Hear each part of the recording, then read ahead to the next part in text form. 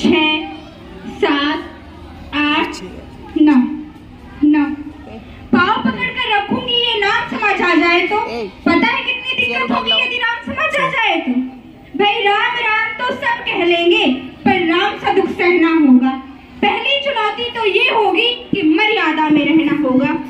मर्यादा में रहना मतलब कुछ खास नहीं कर जाना है, बस त्याग को गले लगाना है और अहंकार को जलाना है। अब अपने राम लला खातिर इतना ना कर पाओगे, अरे सबरी का झूठा फल खाओगे तो पुरुषोत्तम कहलाओगे। काम क्रोध के भीतर रहकर तुमको शीतल बनना होगा, पृथ्वी जिसकी छांव में बैठे वैसा पीपल बनना होगा। ब्रह्म जी के कुल से होकर जो जंगल में सोए हो, अपनी जीत का हर्ष छोड़कर जो रावण की मृत्यु पर रोए हो, शिव जी जिनकी सेवा खातिर मारुत रूप में आ जाएं, शेषनाग खुद लक्ष्मण बन जिनके सेवक बन जाएं, और तुम काम क्रोध अहंकार छल कपट को अपने सीने से लगाकर सोओगे तो कैसे भक्त बनोगे उनके, कैसे राम समझ पाओगे। अघोर क्या है इसका मतलब पता नहीं, शिव जी का वरदान चाहिए। ब्रह्मचर्य का इल्म नहीं है, भक्त स्वरूप हनुमान चाहिए। राम से मिलना है, राम से मिलना है, राम से मिलना है तुमको, निश्चित ही मंदिर जाना होगा, पर उससे पहले अपने भीतर जा संग्राम को लाना होगा। मैं साक्षी कक्षा 8 की छात्रा, आज की हमारी जो प्रस्तुति है, जिसे सुनकर देखकर हर एक भारतीय का सर गर्व से ऊंचा हो जाता है। ये कथा है मर्यादा पुरुषोत्तम श्री राम की, जिन्होंने अपने हर कर्म में सत्य धर्म का पालन किया है। ये कथा शुरू होती है जब भगवान श्री राम वनवास के लिए जा रहे थे। अयोध्या में उत्साह का माहौल था। राम राजा बनने ही वाले थे, लेकिन नियति को कुछ और ही मंजूर था। महाराजा दशरथ की पत्नी माता कैकेयी ने अपने 2 वचनों का प्रयोग करके भगवान श्री राम के लिए वनवास और अपने पुत्र भरत के लिए सिंहासन की मांग की। अपने पिता की आज्ञा का पालन करते हुए भगवान श्री राम अपनी पत्नी सीता और अनुज लक्ष्मण के साथ सारी सुख सुविधाओं को त्याग करके वनवास के लिए चल पड़े। हम उस भारत से आते हैं जिसकी होठों पर गंगा और हाथों में तिरंगा है। हम गौतम के भारत से आते हैं जहां जनहित के लिए एक राष्ट्रपुत्र सन्यासी हो जाता है। हम राम के भारत से आते हैं जो पिता की एक बात पर सिंहासन त्याग वनवासी हो जाता है।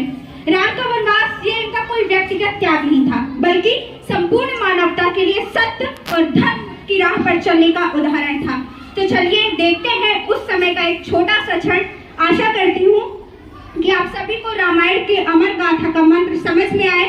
आप सभी से कुछ प्रेरणा लेकर उसे अपने जीवन में प्रयोग करें। बोलो जय श्री राम।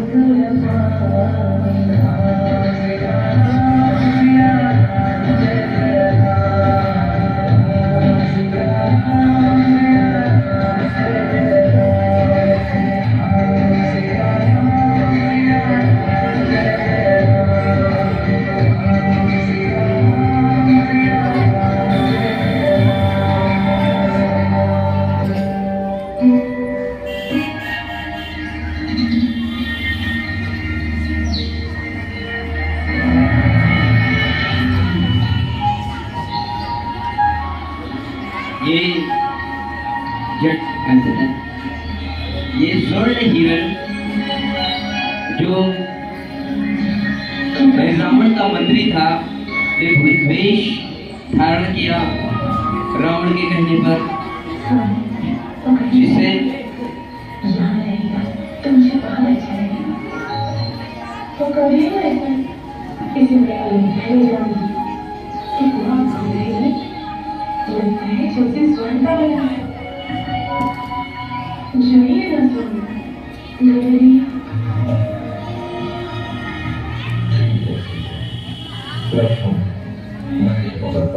यदि डूब गया तो यहाँ का ध्यान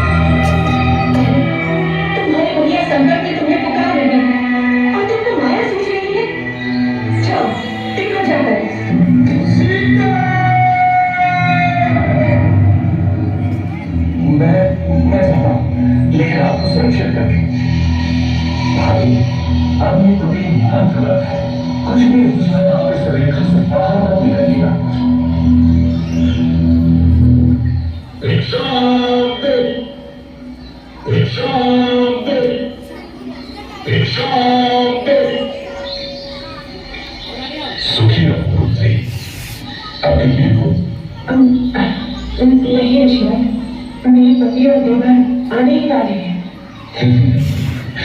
देवर आने ही वाले हैं। क्या साधु को भिक्षा मिलेगी पुत्री? अवश्य ऋषिवर।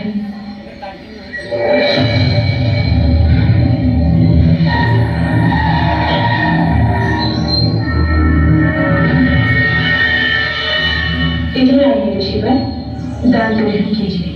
मैं त्यागी हूँ पुत्री, किसी भवन की छाया भी मेरे लिए वर्जित है। तुम यहाँ आकर भिक्षा